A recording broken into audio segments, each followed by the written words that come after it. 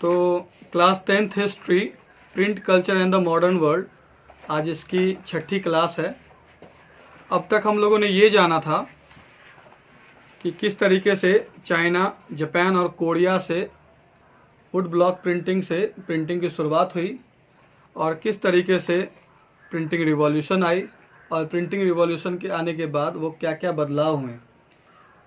पिछली कक्षाओं में हम लोगों ने ये जाना कि 19th सेंचुरी में जो है वो चिल्ड्रन, वुमेन और वर्कर किस तरीके से इनकी संख्या जो है वो मास लिटरेसी में जुड़ गई, किस तरीके से इन लोगों की संख्या ने मिलाकर मास लिटरेसी को यूरोप में बढ़ा दिया। ठीक है, अब तक की इन क्लासेस में ये सारी बातें हुई थी। आज जो जिस टॉपिक को हम लोग पढ़ने जा रहे हैं, जिस टॉपिक को हम लोग जानने जा रहे हैं, वो टॉपिक है India and the world of print.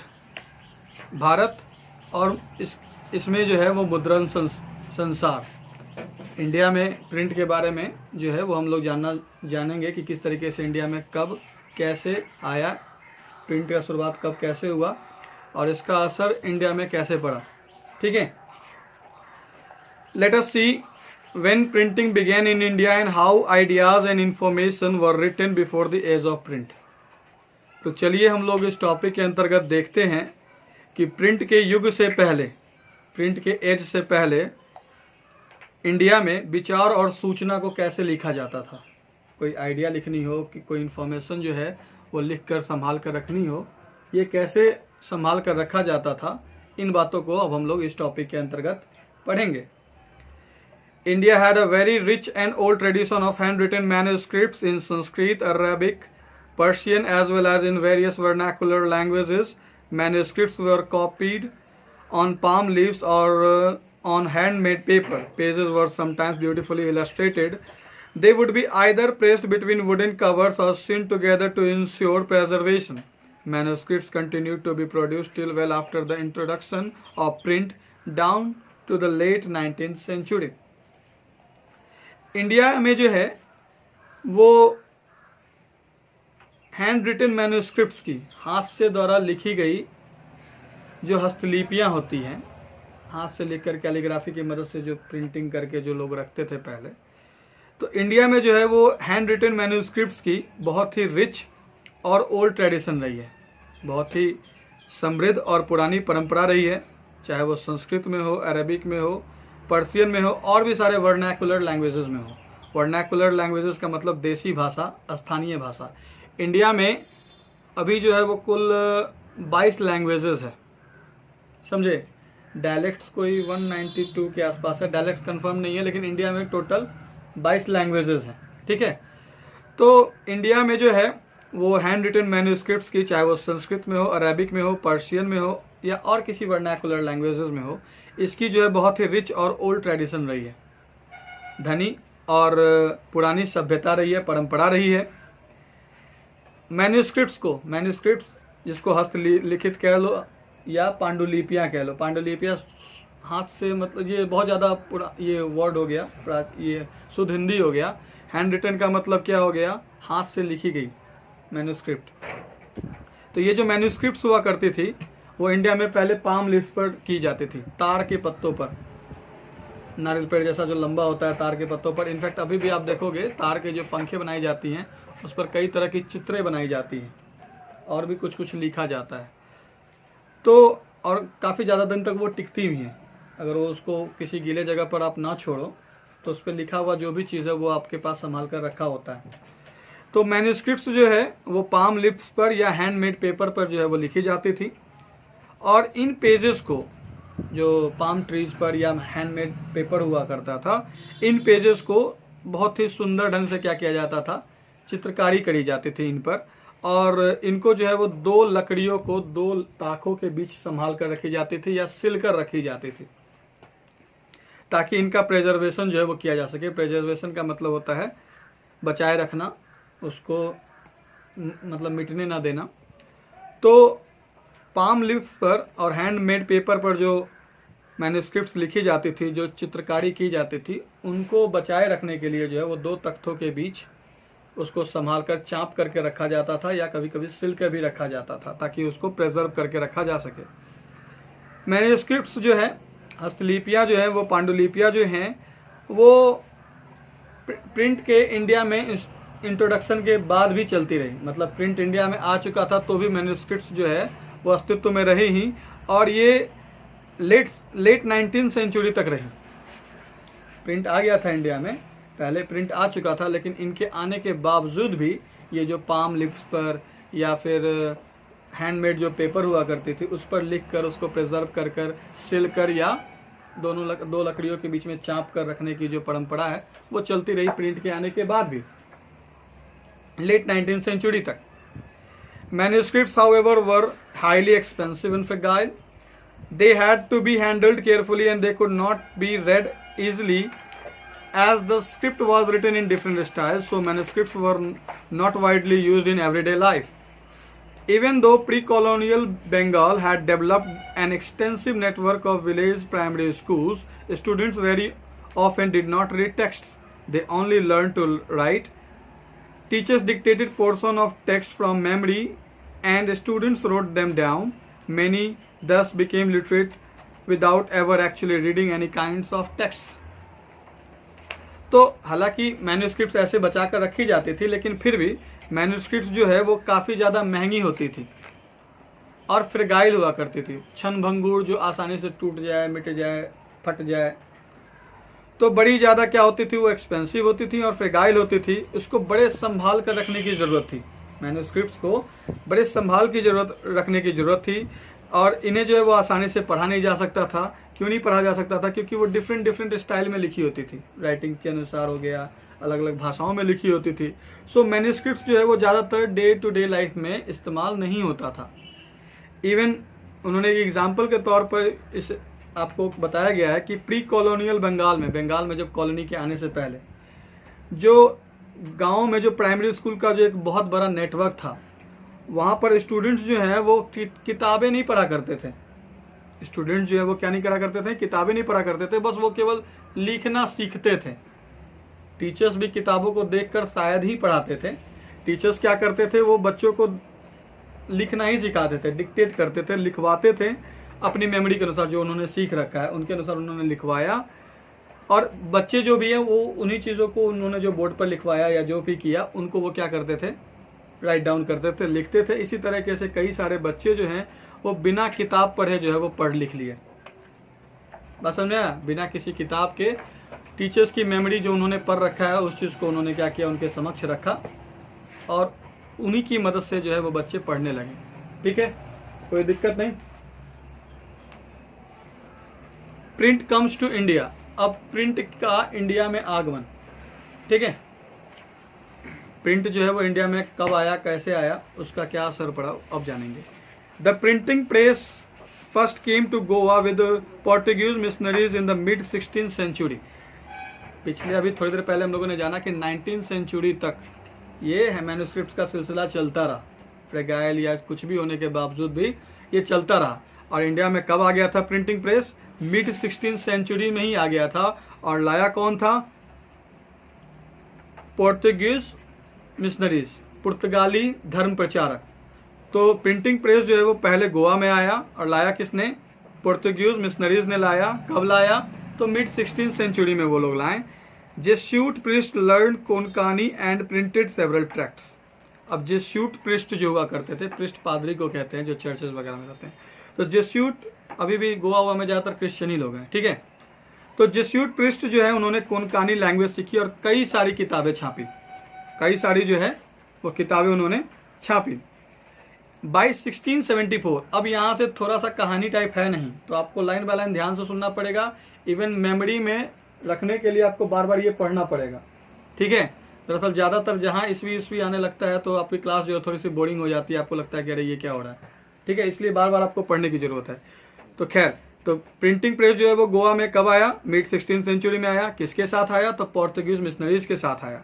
जेस्यूट priest जो थे उन्होंने कोनकानी सीखी और कई सारी किताबें जो है उन्होंने छापी। 1674 में कोई 50 किताबें जो हैं वो कोनकानी में छपी और कनाडा लैंग्वेजेस में छपी। लैंग्वेज में, ये दोनों लैंग्वेज में 50 बुक जो है वो छपी। Catholic priest printed the first Tamil book in 1579 at Cochin and in 1713 the first Malayalam book was printed by them. तो कैथोलिक प्रीस्ट जो थे उन्होंने पहली तमिल बुक कब छापी? 1579 में छापी, कोचीन में छापी, और 1713 में पहली मलयालम बुक छापी गई उनके द्वारा। ठीक है, तो पहली तमिल बुक कब छपी? 1579 में कोचीन में छपी। 1713 में मलयालम पहली जो है वो मलयालम बुक छपी, उन्हीं के द्वारा छापी गई। किनके द्वारा? कैथोलिक प्रीस्ट के द्वारा। 1710 में जो है 1710 में Dutch Protestant missionaries had printed 32 Tamil text, many of them translations of older works. 1710 की बात है, जो डच प्रोटेस्टेंट थे, प्रोटेस्टेंट मिशनरीज जो थे, उन्होंने कोई 32 तमिल टेक्स्ट छापे, 32 तमिल की किताबें छापी, और ये पुरानी किताबों की क्या थी? ट्रांसलेशन थी। पुराना जो पहले का बुक था उसको ट्रांसलेट करके इन्होंने छापा। कितना छापा? तो 32 तमिल टेक्स्ट उन्होंने छापा। The English language press did not grow in India till quite late, even though the English East India Company began to import presses from the late 17th century. English language जो press है, English में छापने वाली जो press थी, वो बहुत दिनों तक इंडिया में विकास नहीं हो पाई। Even till quite late, even though the English East India Company began to import presses from the late 17th century. तो इंग्लिश लैंग्वेज की जो प्रेस थी वो काफ़ी दिनों तक विकास नहीं कर पाई इंडिया में, और इंग्लिश ईस्ट इंडिया कंपनी जो है, जब उन्होंने 17th सेंचुरी में क्या किया? प्रेसेस मंगाना शुरू किया, तब जाकर यहाँ पे छपाई होने लगी। और कौन कौन सी छपाई हुई वो अब हम लोग जानेंगे। फ्रॉम 1780 जेम्स ऑगस्टस हीके began to edit the Bengal Gazette, a weekly magazine that described itself as a commercial paper open to all but influenced by none। तो ईस्ट इंडिया कंपनी ने क्या किया? प्रेसेस को इंपोर्ट करना कब शुरू किया? लेट 17th सेंचुरी में, 17th सेंचुरी या 1700 ईस्वी के आसपास। लेकिन 1780 में जेम्स ऑगस्टस हीके, इन्होंने क्या करी? बंगाल गेजेट नामक एक साप्ताहिक पत्रिका उन्होंने क्या किया? संपादन करना शुरू किया, और इन्होंने अपनी इस पत्रिका को डिफाइन किया। क्या डिफाइन करके बताया अपनी इस पत्रिका को? कि ये जो है एक कॉमर्शियल पेपर है जो सबके लिए, ये जो मैगजीन है, ये जो पुस्तिका है, मैगजीन है, वो सबके लिए खुली व्यावसायिक पत्रिका है, जो किसी के प्रभाव में नहीं है। एक होता है ना कि क्या छाप सकते हो, नहीं छाप सकते हो, उसका ऐसी कोई बात नहीं है। इस बंगाल गैजेट जो मैगजीन थी, जिसको एडिट करने का काम किसने शुरू किया था? जेम्स ऑगस्टस हीके ने 1780 में शुरू किया था। इन्होंने अपने आप को डिस्क्राइब किया कि एक कॉमर्शियल पेपर है जो सबके लिए है, और इस पर किसी का प्रभाव चलने वाला नहीं है। So it was private English enterprise. तो ये जो है वो एक प्राइवेट जो है, निजी जो है वो इंग्लिश एंटरप्राइज थी। Proud of its independence from colonial influence, इसे जो है वो अपनी आज़ादी का घमंड था। कॉलोनियल इन्फ्लुएंस का इन पर कोई असर नहीं था। कॉलोनियल इन्फ्लुएंस जो है अभी तक इन पर कोई असर नहीं डाली थी। जो मन था इनको वो छापते थे, और इनका कहना था कि ये सारे बंधनों से मुक्त है, सभी के लिए है, सारे बंधनों से मुक्त है, कोई इन पर, इनकी लिखी गई बातों पर कोई भी अपना हस्तक्षेप नहीं कर सकता। That began English printing in India, और इस तरीके से इंडिया में इंग्लिश प्रिंटिंग की शुरुआत हुई। किस तरीके से? बंगाल गैजेट नामक वीकली मैगजीन से, जो कब शुरू हुई? 1780 में हुई। किसने शुरू किया? जेम्स ऑगस्टस हीके ने शुरू किया। हीके published a lot of advertisements, including those that related to the import and sale of slaves, but he also published a lot of gossips about the company's senior officials in India. Enraged by this, Governor General Warren Hastings persecuted Heeke and encouraged the publication of officially sanctioned newspapers that could counter the flow of information that damaged the image of the colonial government। तो Heeke अब तक आज़ाद थे, जो भी इन्होंने छापा अब तक वो क्या थे? आज़ाद थे। उन्होंने अपने आप को डिफाइन करके बताया भी कि ये जो वो छाप रहे हैं वो किसी से प्रभावित नहीं है। और फिर क्या था? हीके ने बहुत सारी एडवर्टीजमेंट छापी। जो दासों का जो व्यापार शुरू हुआ, ठीक है, दास का जो व्यापार शुरू हुआ, उसके बारे में उन्होंने लिखा। उन्होंने बहुत सारे कंपनी सीनियर ऑफिसर्स के बारे में बुराइयां भी करी। अपने मैगजीन में क्या करी? उन्होंने बुराइयां भी करी। अब इससे जो है वो गवर्नर जनरल वारेन हेस्टिंग्स जो थे वो गुस्सा हो गए। जब कंपनी की बुराई करनी इन्होंने शुरू करी तो जितनी आज़ादी थी सब छिन गई। उन्होंने क्या किया, हिके पर मुकदमा कर दिया कि आपकी वजह से हमारी जो सम्मान है उसमें क्या आ रही है, क्षति आ रहा है, हमारे सम्मान को नुकसान पहुंच रहा है। उन पर क्या किया गया, केस किया गया। और उनके बाद जो न्यूज़पेपर जो है हिके के जो मैगजीन जो छाप रहा था, और वारेन हेस्टिंग ने जो इन पर केस किया कि जो उन्होंने बुराइयां करनी शुरू करी कंपनी ऑफिशियल जनरल्स के बारे में, सीनियर्स ऑफिशियल्स के बारे में जो उन्होंने बुराइयां करनी शुरू करी, उसके बाद इन पर केस हुआ। और वारेन हेस्टिंग के नेतृत्व में जो है वो न्यूज़पेपर छपनी शुरू हुई, जिसमें फिर से उन्होंने क्या किया कि कंपनी के सीनियर ऑफिसर्स के बारे में बड़ाइयाँ करनी शुरू करी, अच्छी अच्छी बातें लिखनी शुरू करी। जो बुरी बातें लिखकर वीकली मैगजीन बंगाल गैजेट में हिके ने क्या की थी, इनको बेइज्जत किया था, उसको खानापूर्ति के लिए, उसकी भरपाई के लिए इन्होंने क्या किया, न्यूज़पेपर छापना शुरू किया, जिसमें इन्होंने अपनी तारीफ करी और जो उनके रेपुटेशन को नुकसान पहुंचा था उससे बचने का उन्होंने इस तरीके से उपाय निकाला। किसने निकाला? वारेन हेस्टिंग्स ने। By the close of 18th century, a number of newspapers and journals appeared in print. 18th century के आखिर तक बहुत सारे न्यूज़पेपर्स और जर्नल्स जो हैं वो क्या आने लगी, प्रिंट में आने लगी। There were Indians too who began to publish Indian newspaper. इसमें जो है वो इंडियंस भी थे जिन्होंने इंडियन न्यूज़पेपर छापना शुरू किया। अब तक जो है वो इंग्लिश शुरू हो रही थी, अब इंडियंस जो है इंडियन न्यूज़पेपर्स भी छपनी शुरू हुई। इसमें से जो पहला था वो था बंगाल गैजेट। याद करो, अभी दिमाग में रखो, जेम्स अगस्टस हिके ने जो शुरू किया था वो मैगजीन था बंगाल गैजेट। अब जो वीकली जो बंगाल गैजेट आ रहा है वो न्यूज़पेपर है। फिर से समझ लो कि by the close of 18th century के अंत तक ए नंबर ऑफ न्यूज़पेपर, कई सारे न्यूज़पेपर्स और जर्नल्स जो है वो प्रिंट के रूप में उभर कर आने लगी। इसमें से इंडियंस भी शामिल थे, इंडियन न्यूज़पेपर्स भी और पत्रिकाएं भी जो थी वो शामिल थी। और ये लोग जो हैं इंडियंस भी लोग जो है उन्होंने भी क्या किया था, इंडियन न्यूज़पेपर छापना शुरू किया। और जो पहली न्यूज़पेपर थी वीकली वो बंगाल गैजेट थी, जो गंगाधर भट्टाचार्य ने क्या की थी, शुरुआत करी थी, जो राम मोहन राय के काफ़ी करीब थे। आई बात समझ में? अब जो हम लोग नेक्स्ट टॉपिक करने जा रहे हैं वो है religious reform and public debate, धार्मिक सुधार और सार्वजनिक बहसें। जब कभी भी धर्म में सुधार की बात आती है तो कई सारे बहस होते हैं, ठीक है। जैसे आप कहोगे कि विडो रीमैरेज के बारे में, इस सब चीज़ का चर्चा है, आपको सुनने को मिलेगा। विधवा पुनर्विवाह, ठीक है, या फिर चाइल्ड एजुकेशन की बात करो, तो कुछ लोग होते हैं जो अच्छा भी बोलेंगे, कुछ लोग बुरा भी बोलेंगे, ठीक है। जैसे वुमेन एजुकेशन की बात करी जाए तो कुछ लोग बोलेंगे अरे औरतें पढ़ के क्या करेंगे, वो तो घर का काम काज करने के लिए बनी है। कुछ लोग कहेंगे नहीं भाई, औरतें जो हैं वो पढ़ेंगी तब ना आगे बढ़ेंगी, औरतों को पढ़ाने का मतलब एक परिवार को पढ़ाना। इस तरह का कई लोग तर्क देते हैं। तो ये सारी जो रिलीजियस रिफॉर्म हुई, जो धार्मिक सुधार हुआ, तो और जो पब्लिक डिबेट्स हुआ, उन चीज़ों को हम लोग इन टॉपिक्स में पढ़ेंगे। जब प्रिंट में ये सारी चीज़ें आने लगी तो किन बातों का किस तरीके से असर हुआ, उन चीज़ों को अब हम लोग जानने की कोशिश करेंगे। From the early 19th century, as you know, there were intense debates around religious issues. Different groups confronted the changes happening within colonial societies in different ways and offered a variety of new interpretations of the belief of different religions. Some criticized existing practices and campaigned for reform, while others countered the arguments of reformers. These debates were carried out in public and in print. Printed tracts and newspapers not only spread the new ideas, but they shaped the nature of the debate.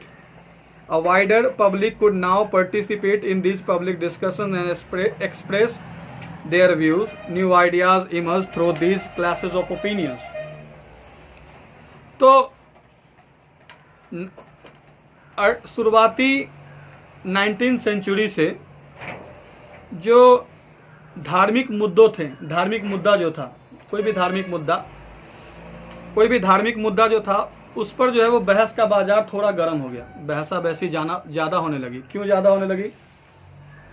क्योंकि बहुत सारे group जो हैं, जो colonial society के अंतर्गत जो बहुत सारी चेंजेस आ रही थी, उन्होंने बहुत सारे लोगों ने अपने अपने ढंग से नई व्याख्या के द्वारा, विश्वास की नई व्याख्या के द्वारा क्या किया, उनका व्याख्या जो कि धर्म से संबंधित था, तो जो सारी चेंजेस आ रही थी कॉलोनियल सोसाइटी के अंतर्गत, ये जो चेंजेस आ रही थी उन चीज़ों पर लोगों ने अपने अपने ढंग से क्या किया, व्याख्या देना, इंटरप्रिटेशन, बातें करनी शुरू करी। फिर से समझ लो, अर्ली 19th सेंचुरी में जो धार्मिक मुद्दों से संबंधित जो बातें थी, इनको लेकर बहस का मुद्दा काफ़ी गर्म था।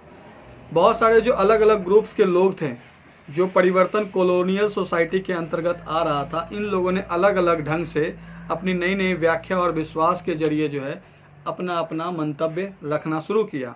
कुछ लोगों ने जो एग्जिस्टिंग प्रैक्टिसेस थी, जो शुरू से जो चली आ रही प्रैक्टिसेस थी, क्रियाकलाप थी, कौन कौन सी थी वो आगे चर्चा में है, वुमेन एजुकेशन, फलना चिलना, ठीक है। तो बहुत सारी जो एग्जिस्टिंग प्रैक्टिसेस थी, और तो इन्होंने क्या किया, जो पहले से चली आ रही प्रथाएं थी, परंपराएं थी, उनका इन्होंने क्या किया, आलोचना करी। कुछ लोगों ने आलोचना करी और इसमें सुधार की मांग करी, जबकि कुछ लोगों ने कहा कि ये जो रिफॉर्मर्स जो है जो आर्ग्यूमेंट दे रहे हैं कि इनमें सुधार आना चाहिए, वो गलत है।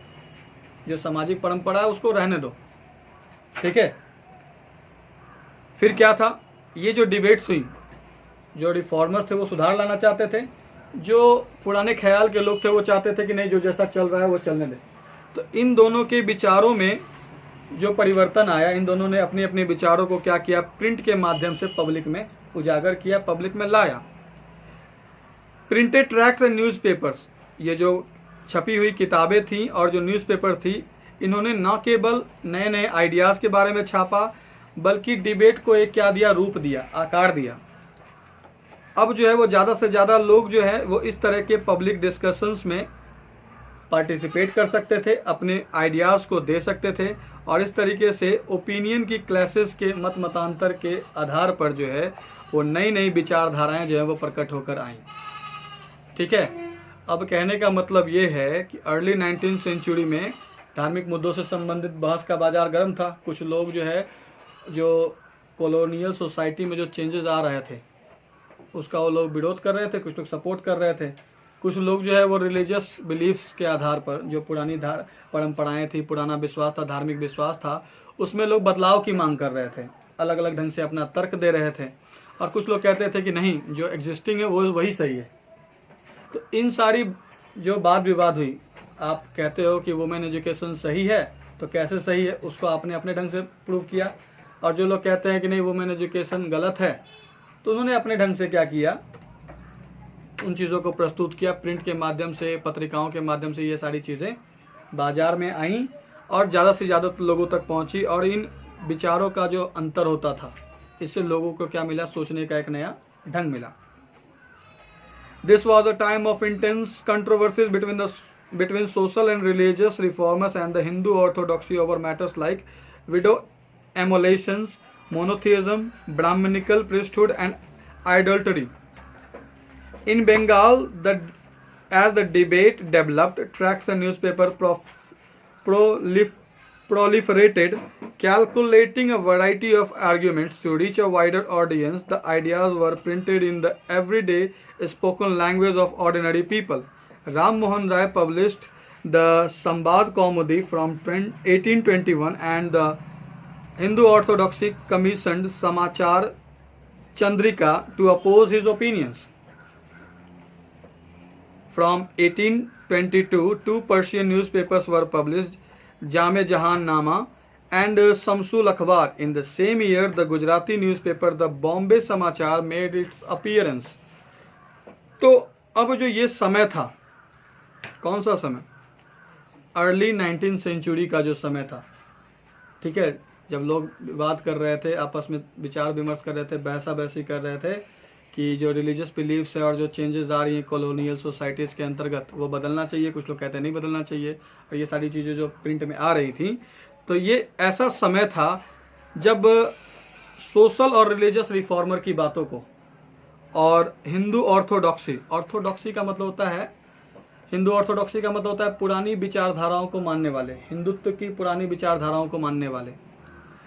तो सोशल और रिलीजियस रिफॉर्मर जो थे, सामाजिक और जो धार्मिक सुधारक थे, और जो हिंदू ऑर्थोडॉक्सी थे, इन्होंने बहुत सारे टॉपिक्स को लेकर आपस में वाद विवाद किया। किन किन लोगों ने, जो समाज सुधारक थे, जो संस्कृति में बदलाव लाना चाहते थे, धर्म में बदलाव लाना चाहते थे इन्होंने, और जो हिंदू ऑर्थोडॉक्सी से बिलोंग करते थे इन्होंने आपस में क्या करना शुरू किया, वाद विवाद करना शुरू किया। और जो वाद विवाद हुई उसकी टॉपिक्स क्या क्या थी, विडो इमोलेशन, विधवा दहन। इसमें क्या होता था कि अगर किसी का पति मर गया तो उसको उसकी लाश के साथ जला दिया जाता था। ठीक है। मोनोथियज्म का मतलब एक ही ईश्वर में विश्वास। ठीक है। ब्राह्मणिकल प्रीस्टहुड, ब्राह्मण ही पुजारी क्यों हो, इस बात पर भी बहस हुई। और आइडोलेटरी, मूर्ति पूजा।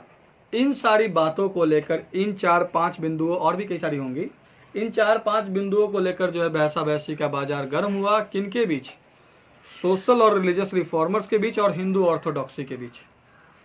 ठीक है।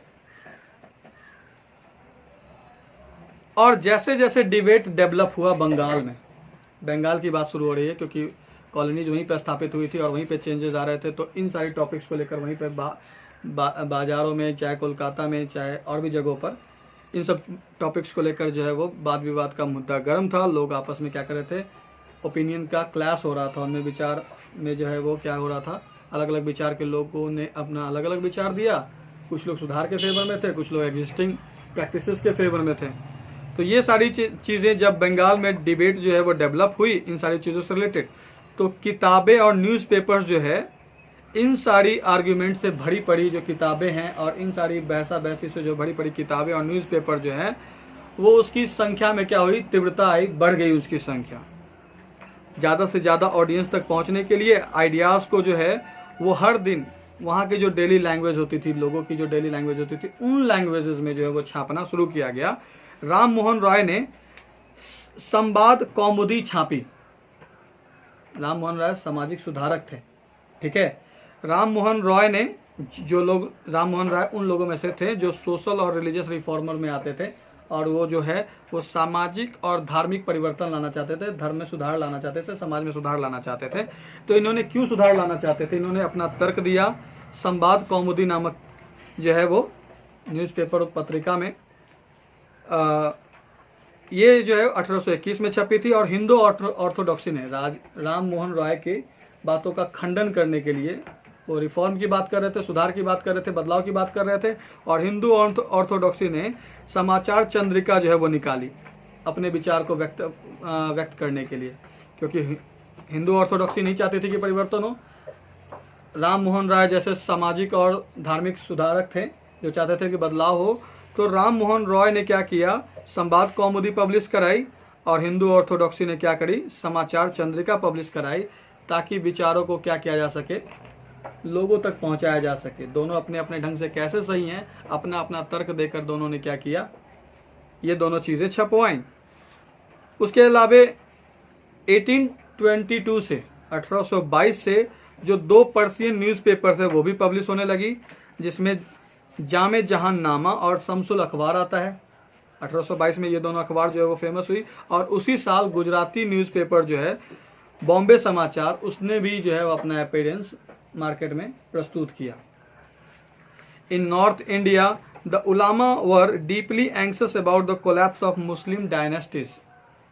They feared that colonial rulers would encourage conversion, change the Muslim personal law. To encounter this, they used cheap lithographic presses, published Persian and Urdu translation of holy scriptures, and printed religious newspaper and tracts.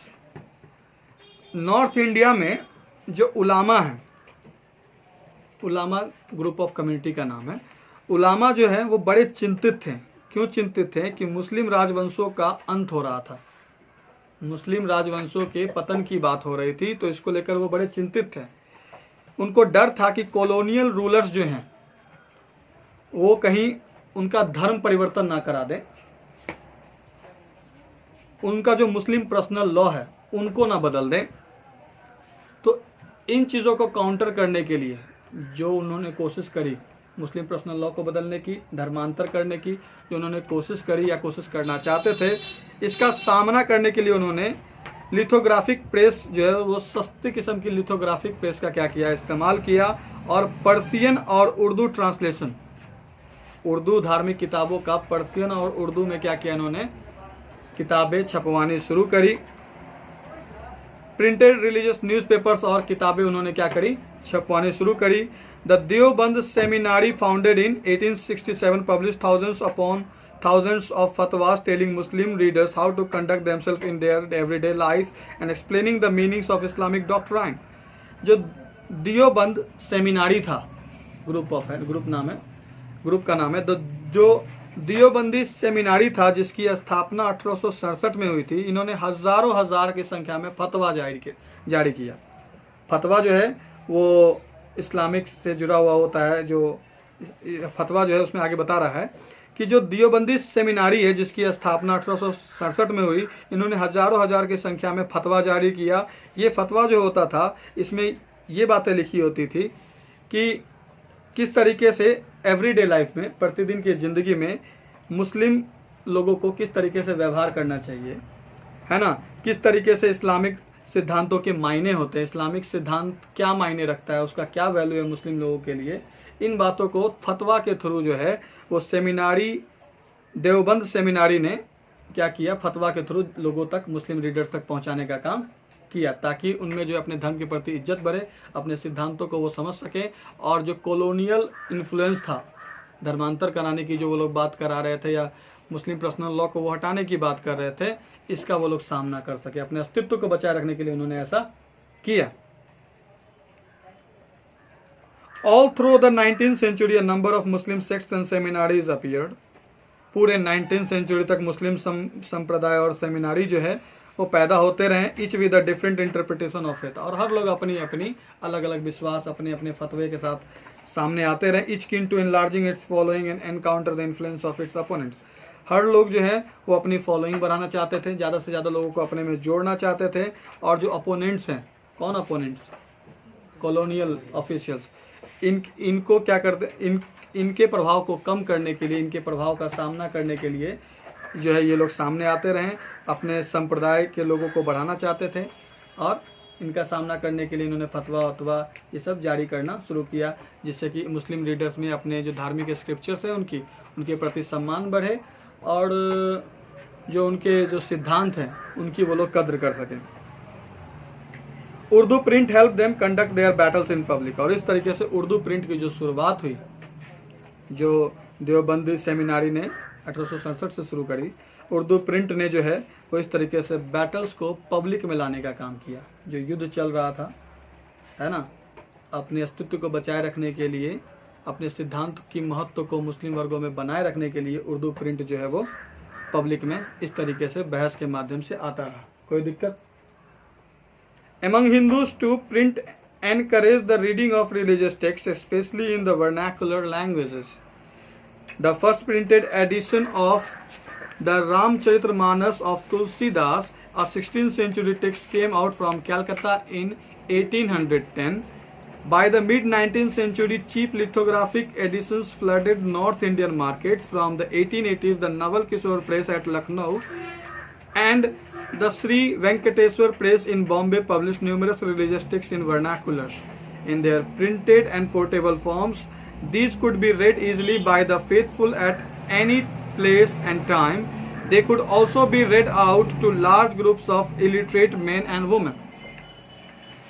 तो अब तक तो हम लोगों ने मुस्लिम समुदाय की बात करी। अब हिंदुओं में भी प्रिंट ने जो है वो रिलीजियस टेक्स्ट को, जो खास करके वर्नाकुलर लैंग्वेजेस होती थी, उनको प्रोत्साहित करने का काम किया। जो फर्स्ट प्रिंट एडिशन था रामचरितमानस का, तुलसीदास द्वारा रचित रामचरितमानस का जो पहली प्रिंटिंग थी, वो 16 सेंचुरी टेक्स्ट है, वो कलकत्ता में छपी 1810 में। फिर से समझ लो, हिंदुओं में भी जो है वो रिलीजियस टेक्स्ट की छपाई को लेकर, पढ़ाई को लेकर प्रिंट ने क्या किया, प्रोत्साहित करने का काम किया। और कई सारे वर्नाकुलर लैंग्वेजेस में जो है वो किताबें छापी गई। पहली जो तुलसीदास द्वारा रचित जो रामचरितमानस है, उसकी जो पहली एडिशन थी, पहला संस्करण था, उसकी छपाई जो है वो कलकत्ता से हुई 1810 में। ये एक 16th सेंचुरी क्या है, टेक्स्ट है, किताब है। By the mid 19th century, मध्य 19th सेंचुरी के मध्य में जो चीफ लिथोग्राफिक एडिशंस हैं, वो मार्केट में फैल गया। सस्ती किस्म की जो किताबें लिथोग्राफिक प्रेस द्वारा जो छापी जाती थी, इनके द्वारा जो रिलीजियस किताबें जो छापी गई, इससे जो है वो मार्केट में किताबों की भरमार लग गई। 1810 के दशक में 1880s में नवल किशोर प्रेस जो कि लखनऊ में है और जो श्री वेंकटेश्वर प्रेस जो बॉम्बे में है, इसने कई सारे रिलीजियस टेक्स्ट जो है वो वर्नाकुलर लैंग्वेजेस में छापने का काम किया। In their printed and portable form. अब इन्होंने जो छापना शुरू किया तो इनकी किताबें जो है वो प्रिंटेड थी और पोर्टेबल, मतलब एक स्थान से दूसरे स्थान तक आसानी से ले जाया जा सकता था। तो इसको अब लोग आसानी से, जो लोग भी इस किताबों में विश्वास रखते थे वो इसे खरीदते थे और आसानी से कहीं ले जा सकते थे, समय मिलने पर पढ़ सकते थे। They could also be read out to large group of illiterate man and women. ये छोटी किताबें कहीं भी ले जाई जा सकती थी और इन किताबों को अनपढ़ लोगों के समक्ष भी, सामने भी पढ़कर उन्हें सुनाया जा सकता था। Religious text therefore reached a very wide circle of people, encouraging discussions, debates and controversies within and among different religions। इस तरीके से जो धार्मिक किताबें हैं वो काफी ज्यादा लोगों तक पहुंची। इन्होंने डिस्कशंस को, वाद विवाद को क्या किया, प्रोत्साहित किया, डिबेट को प्रोत्साहित किया, जो कंट्रोवर्सी थी, जो सार्वजनिक चर्चाएं थी, उसको क्या किया, प्रोत्साहित किया।